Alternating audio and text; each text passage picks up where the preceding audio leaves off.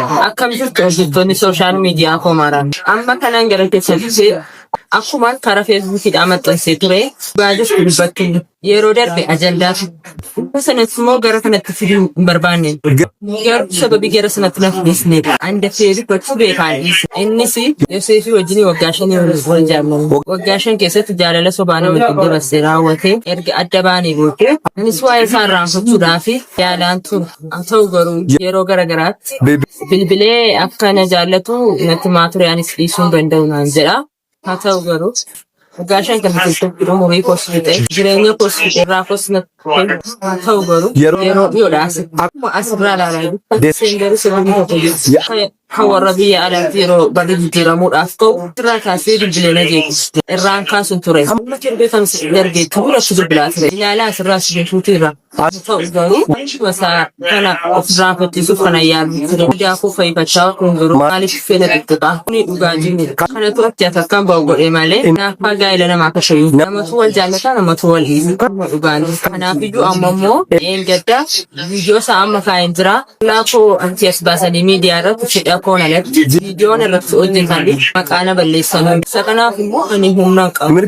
Mirga dubartootaatti kan fannisu dhimma koo kan isheen itti naaf hordofte seeratti sakkanaa dhiyeessite koppiliinkii gochuudhaan sheerii gochuudhaan riipoostii gochuudhaan nama biraan naagaa. Ani dubartiidha. Ulfina haadha kootii bakkeetti baasee ulfina haadha isaatii bakkeetti baasan. Kanaafiyyuu maqa balleessina irratti raawwate kana biratti qaamni dhimmi isaa ilaallatu akka itti naaf adeemu jaalala waaqaatiin isin gaafata. Naa bilbiluu isaa immoo soba yoo jettaan laayivii galee sitti agarsiisa. Ulfaadhaan riipoostii gochuun dagatiinaa. Akkam jirtu hojjettoonni sooshaal miidiyaa koo maraan. Amma kanaan gara keessatti akkumaan karaa feesbuukiidhaan maxxansee ture dhugaa jirtu dubbattu yeroo darbe ajandaatu. Sanas immoo gara kanatti fiduu hin barbaanne. Garuu sababii gara sanatti na fudhisneedha. Anda feebii gochuu beekaan innis Yoseefii wajjin waggaa 5 wal jaalladhu. Waggaa 5 keessatti jaalala sobaa namatti dabarsee raawwatee erga adda baanee booddee innis waa'ee isaa irraanfachuudhaaf yaalaan ture. Haa ta'u garuu yeroo garagaraatti bilbilee akka na jaallatu natti maa ture anis dhiisuu hin danda'u naan jedha.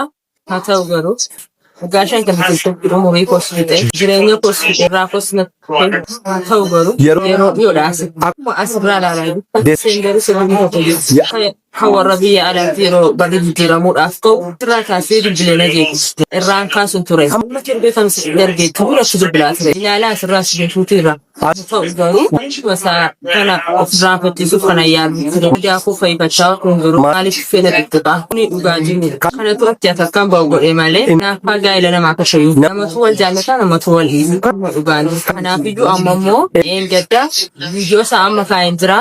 Laafoo anti as baasanii miidiyaa irratti fedha koon alatti viidiyoon irratti hojjetan maqaana balleessan. Isa kanaaf immoo ani humna qabu.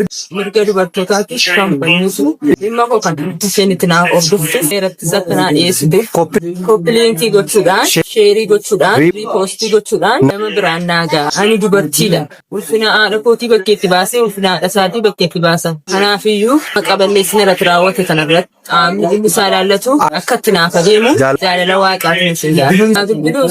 Naa bilbiluu isaa immoo soba yoo jettaan laayivii galee sitti agarsiisa. Ulfaadhaan riipoostii gochuun dagatiinaa.